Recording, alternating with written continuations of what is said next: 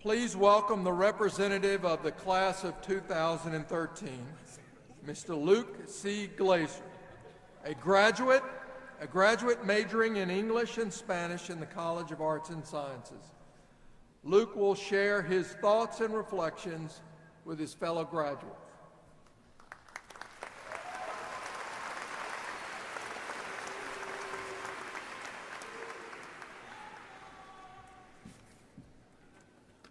Thank you.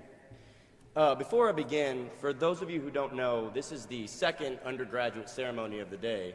There was one at 1 o'clock, and if you look around, you can tell that it's not your high school graduation. And this morning were the graduate students, and Dr. Capilouto and the Board of Trustees and the deans have been there for all of it. So I'd like to thank them for their commitment and their perseverance in joining us here for the late show.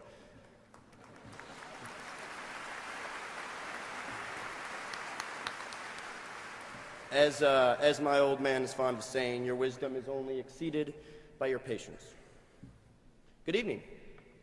Dr. Capilouto, Board of Trustees members, professors, colleagues, family, friends, and distinguished guests.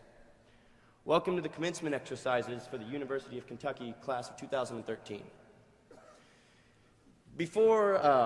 I would like to begin my speech in the most predictable and cliche manner possible with a reference to basketball.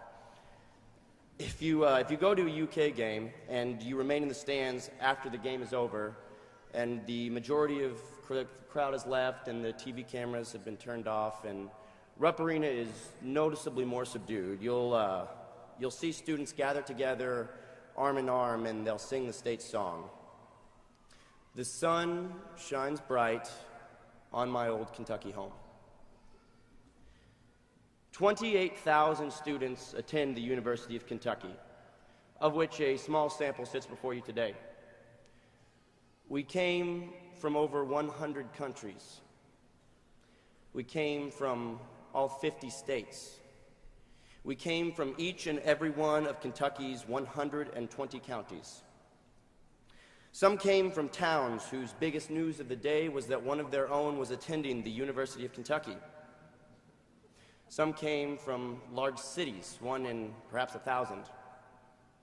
Some came as the next generation in a long line of UK graduates, and some came as the first generation in their family to ever set foot on a college campus as a student. Some came ecstatic that they had the chance to receive a higher education at this university.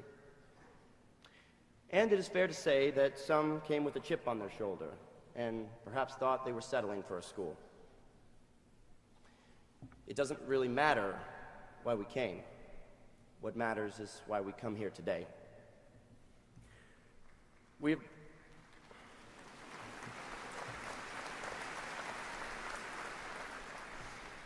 have borne witness to a time of great change at the University of Kentucky. We have seen a change in university president, a most fortunate change in the success of our basketball program, a change in the very direction our university will take into the future. We have been the recipients of new mantras and new slogans. These days, it is just as common to hear the words Kentucky Promise as often as our fight song. And those phrases, these changes, they mean something. They're not just t-shirt slogans, and we are not just another graduating class.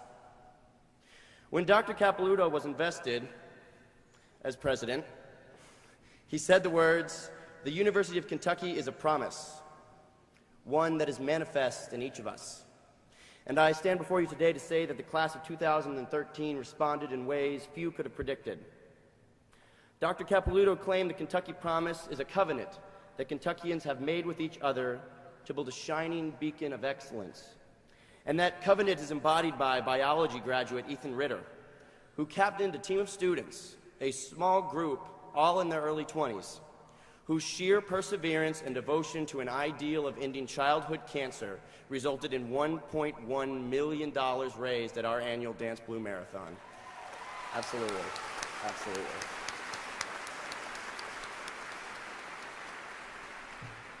It's also embodied in the exhausted feet of every student who danced, no sleeping or sitting at that marathon for 24 hours.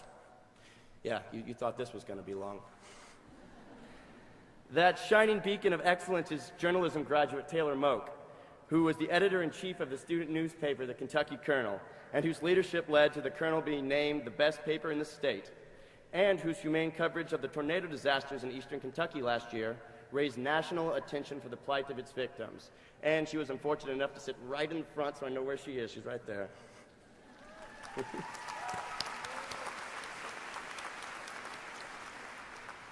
That promise is embodied in our faculty. I would hold my professors up against the most revered and accoladed teachers in this country. Whether that be Dr. Lisa Broom, who taught me what it means to go out and find the answers to the questions you are researching, even if it means driving 2 hours to interview a Benedictine monk. Or Dr. Irene Chico Wyatt, who 2 years after I had 1 semester with her, not only remembered who I was, but asked how my study abroad experience had been.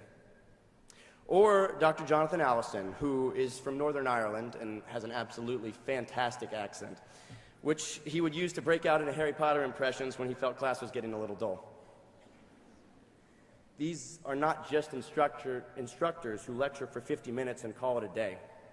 These are game changers in their respective fields, people who have a voracious passion for the subject and do not dismiss class until you share that passion. Local philanthropist John R. Gaines put it into words far more powerful than any I could construct when he said teachers do not seek the strut and the trade of charms across the ivory stages of the academic world, but rather slip their hands under, then lift and gently wrap the arms of their students around the truths of the ages. The talents we now possess are gifts from our teachers, and the way we're going to use those talents are gifts back to them.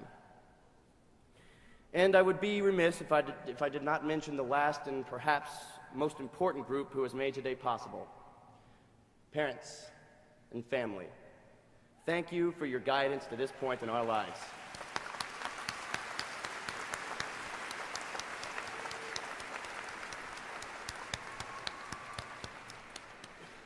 Thank you for staying on the phone with us past tears and the early hours of the morning when we did not believe in ourselves.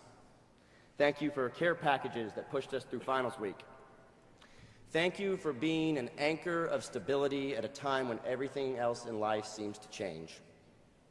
You pushed carts of mini fridges and microwaves into dorm rooms 4 years ago, and you will help transport furniture and 4 years' worth of memories this summer. Know that we have loved you throughout, and we have graduated now. You can rest easy. I'd like to give a special shout out to my parents who demonstrated their love by canceling my cell phone service when I didn't call home enough freshman year.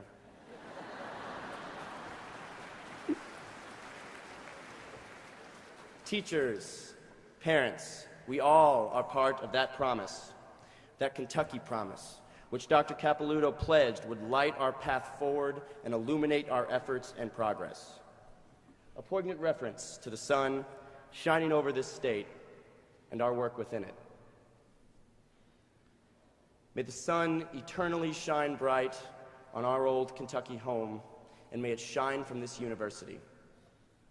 May we carry these degrees forth as documents of illumination to our towns, our state, our country, and our world, entities in need of idealistic young minds to rekindle feeble flames and set new fires.